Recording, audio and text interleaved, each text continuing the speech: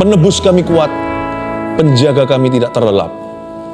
Terima kasih karena pribadi-Mu dalam hidup kami. Sungguh kami beruntung punya Allah seperti Engkau. Kau Allah yang hidup. Kau sanggup menyempurnakan dan menyelesaikan apa yang telah Kau mulai di dalam diri kami. Kami mengasihi-Mu karena Engkau tak henti-hentinya mengasihi kami. Sampaikan sabda-Mu, beritakan firman-Mu lewat lidah bibir mulut hamba-Mu, sembunyikan hamba di balik salib itu selalu. Dalam nama Yesus, praise Jesus. Amin. Amin. Hati saya bangga. Saya punya Tuhan Yesus yang hidup dan Dia sanggup untuk menyempurnakan apa yang Tuhan mulai dalam kehidupan kita semua. Saya harap hati Anda juga bangga ya.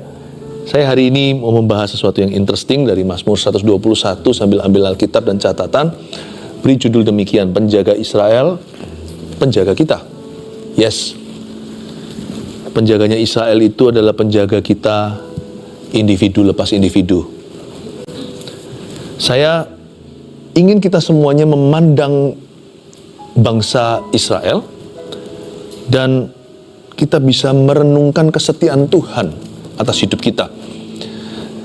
Saya tidak bicara tentang politik yang pastinya, dan kalau soal kemanusiaan, mau bangsa apapun, ras apapun, semua kasihan.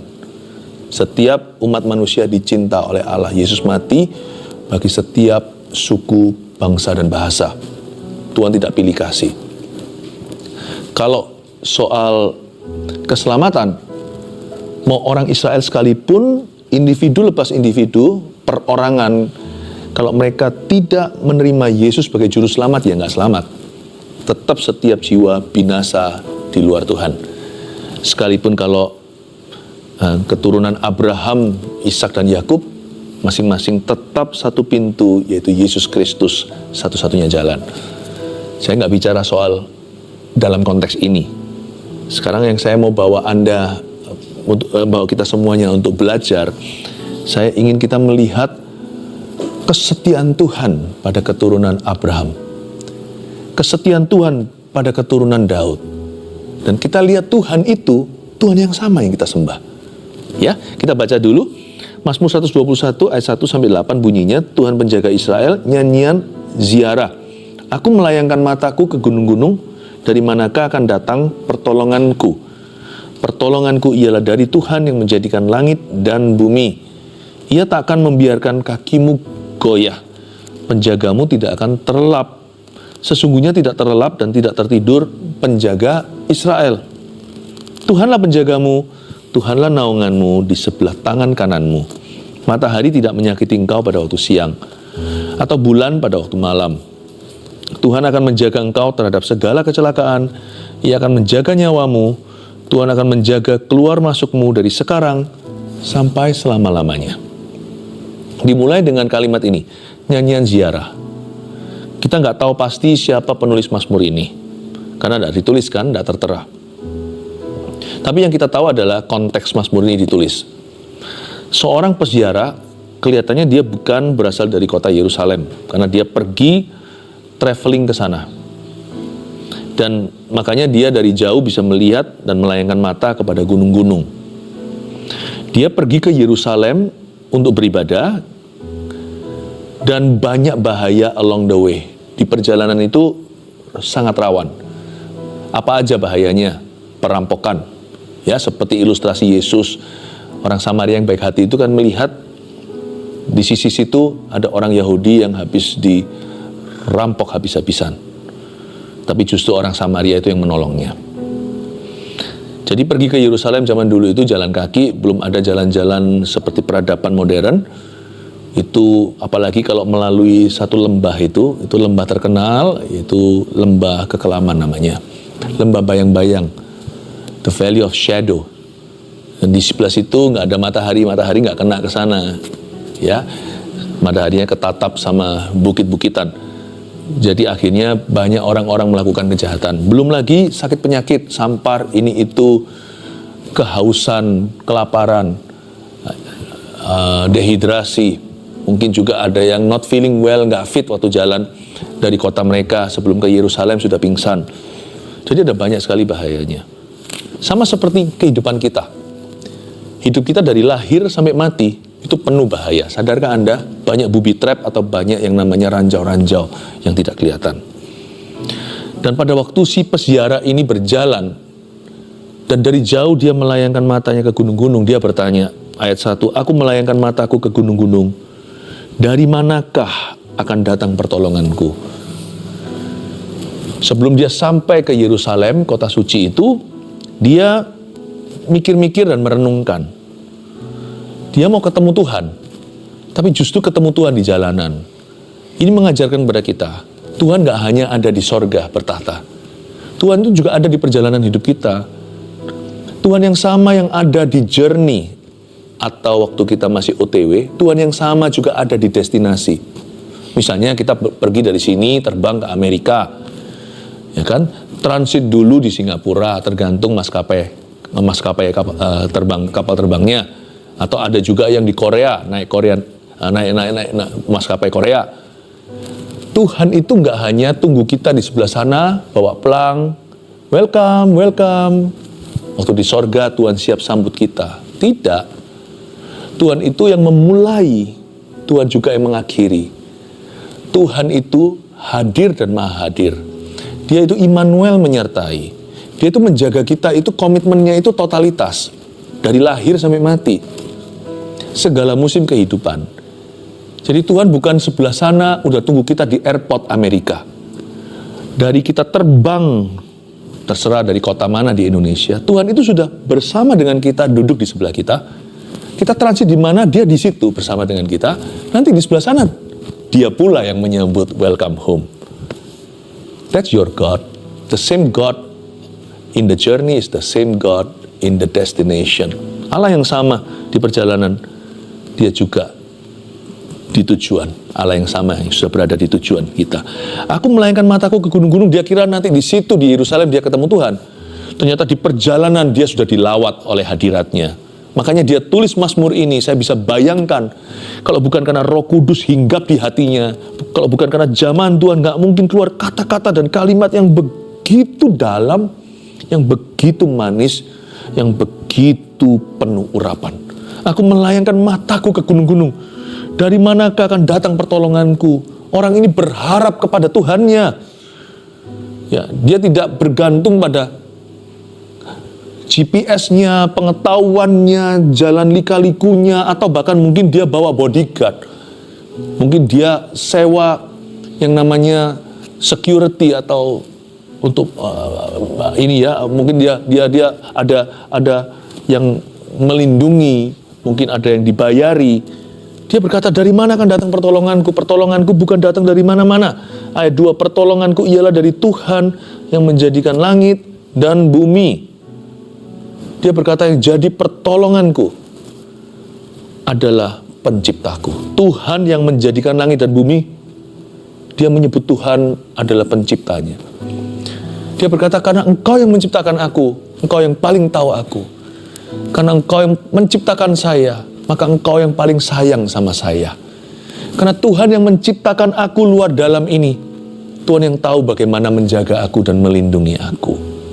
Pertolonganku ialah dari Tuhan. Yang lain-lainnya, manusia, siapa atau apa, itu semua hanyalah alat-alat pilihan Tuhan. Yang sifatnya musiman, bisa datang, bisa pergi. Hanya Tuhan yang kekal. Dialah sumber perlindungan. Perlindungan lain yang Tuhan izinkan dalam kehidupan kita, itu hanyalah berkat sementara yang Tuhan izinkan. Tapi sumbernya tetap adalah Allah. Hatiku berharap kepadanya. Waktu dia lihat gunung, dia berkata, gunung ini gak melindungi aku, tapi Tuhan pelindungku. Pertolonganku ialah Dia yang menjadikan langit dan bumi. Selain itu, pemazmur ini punya suatu keyakinan yang patut kita contoh. Kalau Tuhan menciptakan sesuatu, seseorang atau sesuatu, pokoknya apapun yang Tuhan jadikan, Tuhan pasti responsibel, Tuhan pasti bertanggung jawab. Waktu saya kecil dulu kalau makan tergesa-gesa, lalu habis itu masih sisa-sisa, orang tua saya pasti ngomong begini, Philip, habiskan yang kamu ambil, selesaikan yang kamu mulai. Kalau saya buat mainan apa, prakarya apa waktu kecil, selalu beritahu, rapikan yang kamu ambil dari lemari. Bersihkan yang kamu ambil tadi. Jadi saya melihat bahwa si pemazmur ini juga punya keyakinan yang sama. Dia berkata gini, kalau Tuhan yang ciptakan aku, Tuhan tidak akan mendatangkan celaka. Apapun yang Tuhan jadikan, Tuhan pasti bertanggung jawab penuh. Makanya itu kita perlu menguji segala sesuatu. Dalam segala perkara, di setiap keadaan, tanya, apa yang menjadi kehendak Tuhan? Kalau itu kehendak Tuhan, kita nggak perlu kejar berkat. Berkat itu datang sendirinya. Kalau kita tahu kita berada di poros kehendak Allah, kita orang paling tenang sedunia. Kalau Yesus tidur di dalam perahu kita, ya, sedangkan di sini dikatakan penjaga kita tidak terlelap. Waktu Yesus sebagai anak manusia, Yesus menjelma sebagai manusia biasa, dia tertidur di perahu murid-muridnya. Perahu itu diombang-ambingkan. Nggak usah takut, kalau ada Yesus di situ nggak mungkin tenggelam. Makanya waktu mereka bangunkan Tuhan Yesus, Tuhan, Tuhan, tidakkah kau peduli kami binasa? Yesus berkata, hai kamu yang tidak beriman. Kalau kita itu bersama dengan Tuhan, apa yang kita bangun itu bersama dengan Tuhan, kita libatkan Tuhan. Kalau hidup kita itu selalu berusaha jalan di poros kehendaknya, berada di tengah-tengah poros kehendak Allah. Apa-apa kita selalu tanya, apa kehendakmu Tuhan? Supaya jangan kehendakku yang jadi, tapi kehendakmu yang terjadi. Anda boleh tenang seperti peziarah ini. Perjalanan hidupmu disertai. Nggak mungkin perahumu tenggelam. Kalau Tuhan yang jadikan, Tuhan pasti turun tangan. Kalau Tuhan yang ciptakan, Tuhan bertanggung jawab penuh. Makanya itu ketika bangsa Israel sedosa-dosa apapun mau dibinasakan, mau dimusnahkan, Musa mengingatkan, bukan karena Tuhan lupa. Tuhan taruh sebagian hatinya di Musa untuk berdoa. Dan Musa berkata, Tuhan, apa kata musuh-musuhmu? Kau keluarkan mereka dari Mesir, lalu mereka sekarang mati di padang gurun. Kalau mereka semuanya binasa atau ditelan oleh Laut Merah, maka Tuhan membelah laut itu. Maka Tuhan mengeluarkan air dari batu. Kalau kita renungkan baik-baik, Tuhan itu tidak mungkin akan binasakan pekerjaan tangannya sendiri. Karya tangannya tidak mungkin Tuhan musnahkan. Semarah-marah Tuhan, Tuhan pasti bagikan spirit belas kasih itu dalam hati seseorang itu syafaat bagi Anda. Karena itu apapun sebelum apa-apa yang Anda lakukan dalam hidup ini, selalu cari kehendak Tuhan dulu. Selalu cari wajahnya. Selalu minta petunjuk dulu, jangan ngawur dan mentang-mentang kita punya segala-galanya. Ingatlah, Tuhan tidak responsibel atas sesuatu kalau itu mau kita. Kalau itu adalah kehendak kita. Kalau itu adalah agenda kita. Kalau kita melaju, maju, peduli amat, Tuhan beserta. Kalau kita berkata, aku nggak butuh Tuhan, apalagi orang yang demikian, yang dengan sombongnya menengadah ke langit dan berkata, Tuhan tidak tahu apa-apa. Saya nggak butuh Tuhan untuk berhasil dalam hidup ini. Tuhan tidak akan menolongnya.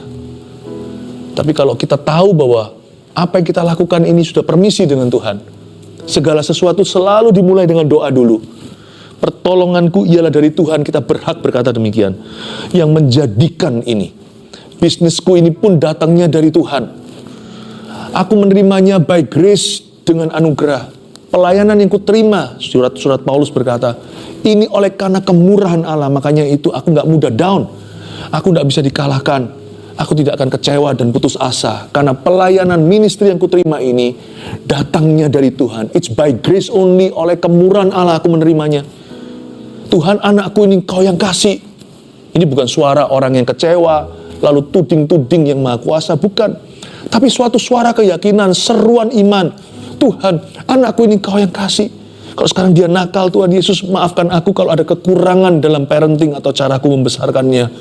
Tapi aku naik banding, Tuhan, anak yang Kau beri tidak akan Kau izinkan sesat. Anak yang Kau berikan tidak akan disesatkan. Aku klaim kembali supaya dia kembali ke jalan yang benar. Coba nanti Anda lihat. Tiba-tiba dia dikepung oleh orang-orang yang takut akan Tuhan. Ketika Anda tahu posisi berdirimu itu aman, kalau Anda yakin bahwa itu atau sesuatu itu dari Tuhan, Anda juga bisa klaim asuransinya bahwa pertolonganmu datang dari Dia juga. Kan Dia yang menjadikan itu, kan Dia yang memberikan, kan Dia yang menciptakan, kan Dia yang mempercayakan. Sudah ada jaminan dalam iman. Tuhan, Dia tidak pernah gagal. Katakan pada dirimu sendiri, Tuhan tidak pernah gagal. Pertolonganku ialah dari Tuhan yang menjadikan langit dan bumi. Ia tak akan membiarkan kakimu goyah. Penjagamu tidak akan terlelap. Ada kata, ia tidak akan membiarkan kakimu goyah. Itu kita punya posisi berdiri yang tadi saya jelaskan. Itu harus strong. Apa saja posisi berdiri kita yang tidak boleh goyah? Yaitu satu, standing in God's grace, atau berdiri di atas dasar kasih karunia. Kita bisa berkata, Tuhan, aku menerima ini oleh kasih karuniamu. Please jangan ragu kalau hari ini Anda mengalami geronjalan, pencobaan, tantangan, goncangan. Anda bisa klaim dengan iman, Tuhan, posisiku berdiriku tetap aman. Engkau tidak akan membiarkan kakiku goyah, penjagaku tidak terlelap. I'm still standing in grace. Aku masih berdiri di dalam kasih karuniamu. Aku masih berdiri di dalam kasih karunia Injil yang dahulu aku terima. Aku tidak akan mau digeser dari pengharapan. I stand in faith. Aku berdiri dengan iman. Jangan mengasihani diri sendiri, tidak ada kuasa. Jangan kita marah-marah sama Tuhan loh, kita malah butuh Tuhan. Justru exercise your faith, pakai imanmu ketika Anda dalam masalah. Stand in faith, berdiri dengan iman dan katakan, Tuhan, aku klaim janjimu ini, bukan dengan marah-marah, tapi dengan segenap hati. Aku klaim janjimu ini. He who began the good works in me, Tuhan yang memulai sesuatu dalam diriku akan menyelesaikannya. Anda akan lihat tiba-tiba laut merah terbuka. Use your faith, pakai imanmu. Penjaga Israel itu penjaga kita. Ingat semua cerita di Alkitab. Dari zamannya Musa ketika melihat laut merah terbentang di depannya, orang Israel di belakangnya.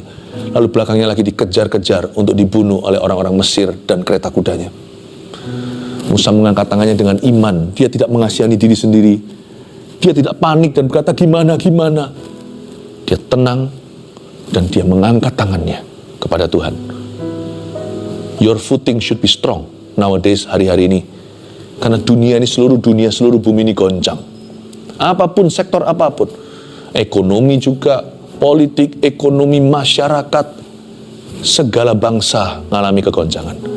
Tapi justru kalau kita tahu penjaga kita itu adalah Tuhan Allah yang hidup, janganlah kau goyang. Sesungguhnya tidak terlelap dan tidak tertidur, ayat 4, penjaga Israel. Kalimat pertama, tidak terlelap dan tidak tertidur, menunjukkan bahwa Yesus setelah dibangkitkan hari ini tidak perlu lagi tidur di perahu atau istirahat. Dia anak Allah yang hidup. Tahukah? Yang ilahi itu tidak pernah mengantuk. Tidak pernah bahkan menguap. Kita bisa tidur malam hari. Kalau kita punya masalah, tetaplah tidur nyenyak. Karena Tuhan tidak tertidur waktu kita bobok malam hari.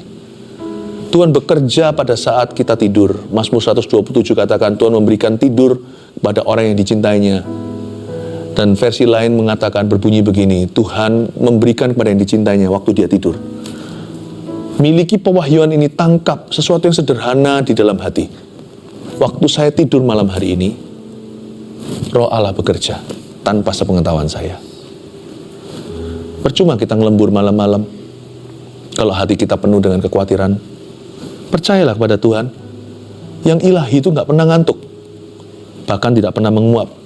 Dan dia menyebut dirinya, disebut di sini sebagai penjaga Israel. Kalau kita melihat janji Tuhan terhadap Abraham, Ishak dan Yakub, dan bagaimana Tuhan punya perjanjian dengan Daud, jikalau Anda merenungkan itu dan memandang perjanjian Tuhan dengan Israel, sekali lagi tidak lihat politiknya. Kalau kita melihat sejarah Tuhan di Alkitab dengan umat pilihannya, wow, ribuan tahun kemudian, coba lihat bagaimana Tuhan tetap memelihara. Sebenarnya sebagai bangsa Israel itu dengan mudah bisa musnah. Selain secara geografi kecil sekali, penduduk juga tidak banyak dibanding dengan seluruh bumi. Tidak sedikit orang-orang yang anti dengan umat Israel. Tapi saya tunjukkan ya bahwa Tuhan kalau bisa setia kepada keturunan Abraham, ribuan tahun kemudian pun tidak bisa musnah-musnah. Saya rasa harusnya kita juga berbesar hati. Tuhan yang sama itu yang melindungi aku. Penjaga Israel, penjaga kita. Yang sama itu, kepadanya kuserahkan anakku. Abraham mati, Ishak mati, Yakub juga meninggal dunia. Daud juga ada kuburannya. Sampai sekarang bangsa Israel masih dipelihara oleh Tuhan. Padahal sebenarnya dengan mudah dalam waktu sehari mereka bisa musnah. Sampai detik ini tetap Tuhan jaga. Saya rasa paling bagus adalah kalau kita serahkan anak-anak kita bukan kepada ilah-ilah, tapi kita serahkan anak kita kepada Allah yang hidup, penjaga Israel. Saya rasa itu keputusan yang paling bagus, menyerahkan anak kepada Tuhan Yesus. Saya tidak akan serahkan anak-anak saya kepada siapapun juga, kecuali kepada Tuhan. Kenapa? Karena penjaga Israel terbukti. Hari ini sampai detik ini di zaman modern kita sudah bisa melihat perlindungan Tuhan masih ada. Sekali lagi, bukan soal kemanusiaan, ras apapun, suku bangsa apapun, tetap kasihan. Setiap orang yang menderita, itu kasihan. Soal keselamatan, bukan soal ras bangsa. Siapa percaya Yesus diselamatkan. Person to person, orang per orang, siapa tidak percaya Tuhan ya binasa. Tapi saya tunjukkan secara sejarah, sebagai satu bangsa, bagaimana Tuhan kalau sudah janji, Tuhan tepati. Sampai kapanpun juga, Tuhan berkata, keturunanmu akan tetap ada. Tuhan bilang gitu kan sama Daud, sampai selama-lamanya. Bahkan dari keturunanmu, kata Abraham, bangsa-bangsa akan diberkati. Tuhan tetap sampai hari ini setia. Tahun 1948, terbentuklah negara itu sesuai dengan nubuatan. Tuhan tidak pernah lupa, sekalipun semua leluhurnya mati. Kalau saya melihat penjaganya kayak gitu komitmennya, padahal nggak kurang-kurang. Kalau Anda baca di Perjanjian Lama, apalagi di kitab Bilangan, pemberontakan Israel terus-menerus tiada henti-hentinya. Dosa dan dosa dan dosa. Tapi Tuhan tetap setia ketika mereka tidak setia. Kata penjaga Israel ini bobotnya besar di hati saya. Bahwa Tuhan itu bisa dipercaya. Kenapa kita harus panic attack? Kenapa kita harus overthinking? Kalau penjaga Israel adalah penjaga kita, dia sudah terbukti. Gak usah takut, keluarga Saat Teduh. Takut jangan sampai berlebihan. Serahkan semua kekhawatiranmu. Penjaga Israel, kalimat ini seperti terhentak di hati saya. Seperti penuh dengan kuasa. Do you know who he is? Apakah kita mengenal dia itu siapa? Apakah kita kenal yang kita sembah? Dia adalah penjaga Israel yang terbukti. Tuhanlah penjagamu, ayat 5. Tuhanlah naunganmu di sebelah tangan kananmu. Matahari tidak menyakiti engkau pada waktu siang, atau bulan pada waktu malam. Ayat 5 dan 6 dikatakan Tuhanlah naunganmu. Kata naungan di situ adalah bayangan. Bukan berarti Tuhan itu kegelapan. Tuhanlah naunganmu itu Tuhan itu yang melindungi sehingga pencobaanmu yang luar biasa tidak terasa luar biasa. Sehingga pencobaan yang luar biasa itu menjadi pencobaan yang tidak melebihi kekuatanmu. Kayak misalnya kalau matahari terlalu terik lalu harus itu ada kaca ribennya. Shade atau yang namanya bayang-bayang atau shadow. Itu membuat matahari UV yang masuk tidak seberapa. Gara-gara Tuhan di hidup kita, Tuhan tidak mengambil semua pencobaan, Tuhan tidak mengambil semua kesengsaraan. Tuhan tidak mengambil semua penderitaan, bahkan salib pun masih perlu kita pikul. Tetapi hadirnya Tuhan itu membuat semua pencobaan, semua tantangan, semua penderitaan itu lebih ringan. Karena Tuhan berkata, akulah naunganmu di sebelah tangan kananmu. Gara-gara aku, matahari tidak akan terlalu terik bagimu, bulan pun tidak akan menyakitimu. Kalau ada Tuhan di dalam kehidupan seseorang, kalau Tuhan menjaga hidupnya, maka apa yang menghancurkan orang lain justru akan membangunmu. Matahari bagi orang lain itu itu menyakiti, bahkan menggosongkan kulitnya, bahkan bisa membakar dia, membuat dia sakit.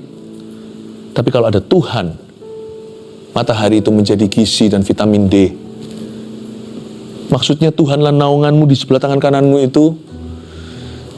10.000 orang bisa rebah, 1.000 di kanan kirimu, tapi tidak akan mendekat kepadamu. Dan setiap senjata ditempa melawanmu bukan hanya tidak berhasil, tapi menjadi peluru keberhasilanmu, menjadi amunisimu. Karena Tuhan yang menjaga kita, musuh merancang celaka, Tuhan memanfaatkan itu untuk mendatangkan kebaikan. Yusuf itu dibuang di dalam sumur, dijual ke saudagar, malah justru jadi Perdana Menteri, selamatkan keluarga sendiri.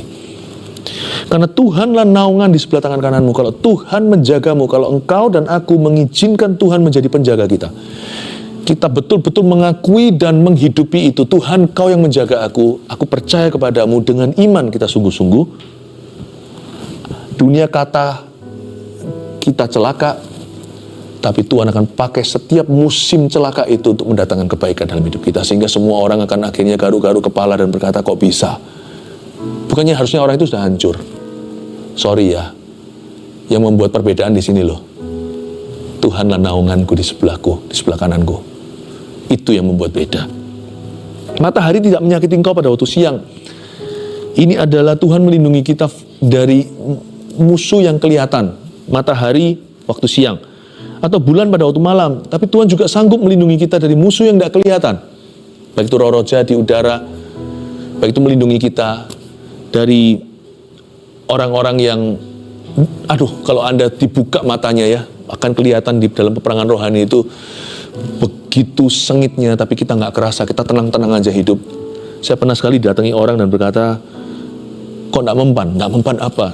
Ternyata mereka kirim-kirim segala sesuatu, kuasa gelap, pakai apa itu namanya, yang kirim-kirim untuk melukai orang itu, pakai black magic segalanya. Saya berkata, wow, sungguhan, saya digitukan. Nggak kerasa ya. Tuhan sanggup melindungi kita dari musuh yang kita sadari. Dan tahukah lebih banyak yang kita tidak sadari yang Tuhan lindungi. Mungkin Tuhan juga melindungi kita dari hati kita sendiri yang salah, sifat-sifat kita yang tidak baik.